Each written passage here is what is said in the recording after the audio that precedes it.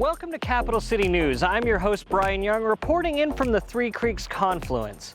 Our interview today is with Stephanie Duer, the city's Water Conservation Manager. Our History Minute this week is about Helen Blixt, an early pioneer in ballistic forensics. The council had a couple of weeks off because they passed their budget, so we'll be skipping our legislative update. So let's start with our look back and then take a look ahead. The Department of Public Lands put on a virtual AMA session to answer your questions about the Trails Master Plan and hiking and biking trails in the foothills. Concerns have been expressed by some trail users about the work currently being done not meeting the requirements of the plan. The city took a brief pause to reassess, and this virtual event offers a full view of where the Foothills Trails project is to date and when you can expect it to resume. To watch the full event, visit Salt Lake City Television's YouTube channel or visit the park's website. Representatives from the Public Utility Department, the Department of Public Lands, and the Salt Lake City Fire Department held a virtual session on Facebook to offer information and answer questions about the drought, water conservation, and how to best prevent wildfires in Salt Lake City. In short, do your best to conserve water and don't do anything that could risk igniting a fire in this hot weather. To watch the full session, visit our YouTube channel. The new Department of Public Lands unveiled a brand new park on the west side last week. The Three Creeks Confluence is located where three major tributaries, Red Butte Creek, Immigration Creek, and Parley's Creek, join the Jordan River on Salt Lake City's west side in the Glendale neighborhood. The mayor, Councilmember Ferris, and others spoke at the opening and welcomed the public to this new community asset. Saving water is always smart, and right now it's more important than ever. One easy way to use less water is to check all your faucets for leaks. Indoor leaks make up a large percentage of water usage in the city. Fix them and save. Learn more at slc.gov/utilities/conservation. With the drought in full effect and temperatures regularly breaking records, it is more important than ever to avoid personal fireworks and open burning in Salt Lake City and surrounding areas. It is also banned by order of the fire marshal to prevent the loss of life and property and to mitigate wildfire risk. To learn more about the risk, visit slc.gov/fire/fireworks. As you can see, road construction continues. Today, for our Funding Our Future Road Construction Update, we'll be talking about FOLSOM Avenue, First South, and right here on 300 West. Work has started on 100 South between 900 East and 1300 East. The project is updating utility lines, enhancing ADA access, and replacing curb and gutter. Watch out for lane shifts in the area and please drive slowly through the construction. FOLSOM Avenue between 900 West and 1000 West is one of our local street projects. Currently, a new water line is being installed and sidewalks are being added along the building frontages. FOLSOM Avenue is open for business, and we encourage parking personal vehicles on the adjacent roads while construction is active.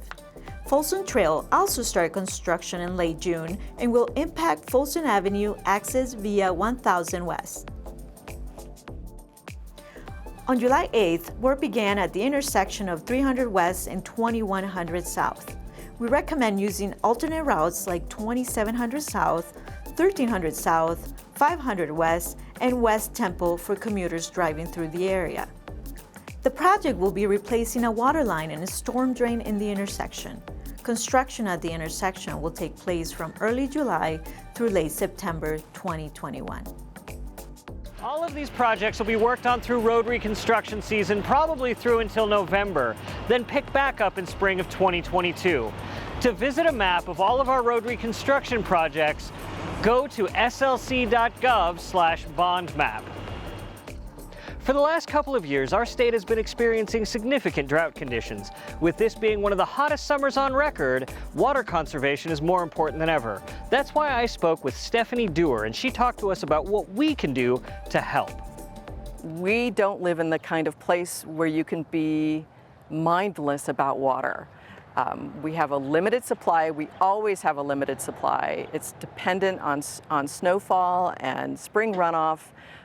We don't have any other sources. We have some wells, but how people use water every single day matters. And so my job as the Water Conservation Manager is to help our residential customers, but also our commercial, institutional, and industrial customers learn better ways to use water, ways to save water, and ways to eliminate water waste.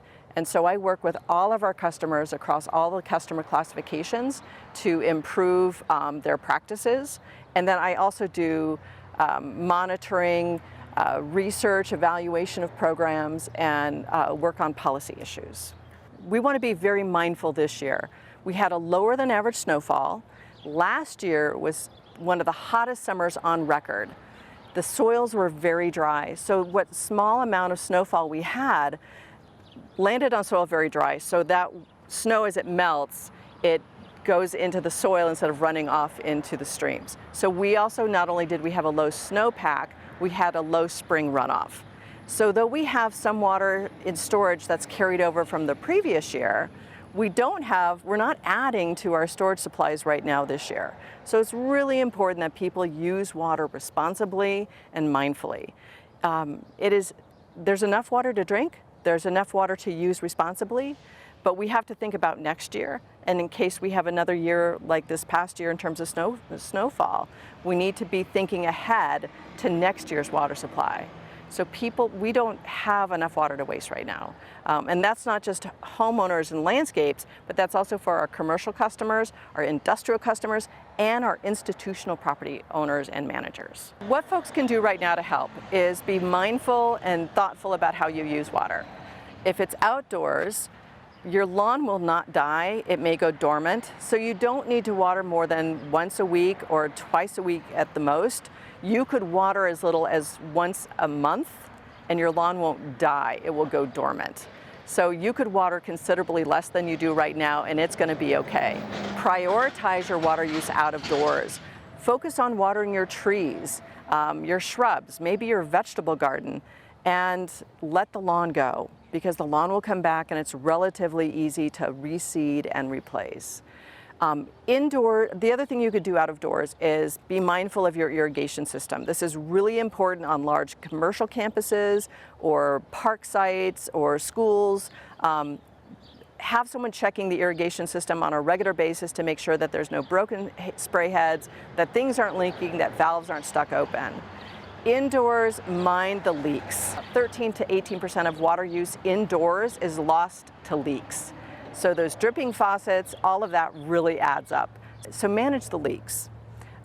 When you use water indoors, turn down the faucet so the flow is slower, less water will bounce around. Also, don't run the tap when you're not using it. So if you're brushing your teeth, shaving, waiting for water to change temperature, either capture that water or turn off the water while you're brushing your teeth. It doesn't sound like very much, but you can actually save 3 gallons or 4 gallons every time you brush your teeth or shave by just turning off the tap. All these small actions really matter. If you are going back into your workplace now, look at your workplace. If you find leaks or problems there, report them to the facility manager or the business owner, your boss. Let's be very, very engaged and active in helping the community reduce water use and eliminate water waste. If people are concerned about something they see with water use, they're welcome to contact me, and that would be at stephanie.duer@slcgov.com. You can also download the City Sourced app if you have a smartphone, and if you report water waste on that app, it comes directly to me. And then I look up property owners and I give them a call and work with them to correct or improve the situation.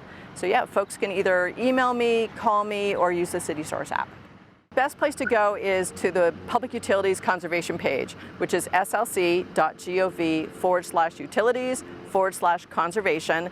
And there we have links to our own tips and resources like SLC Garden Wise. We have some information on how to help your landscape survive the drought.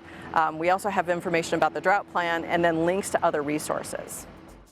Next up, it's our History Minute. In 1931, forensic ballistics was still a new field.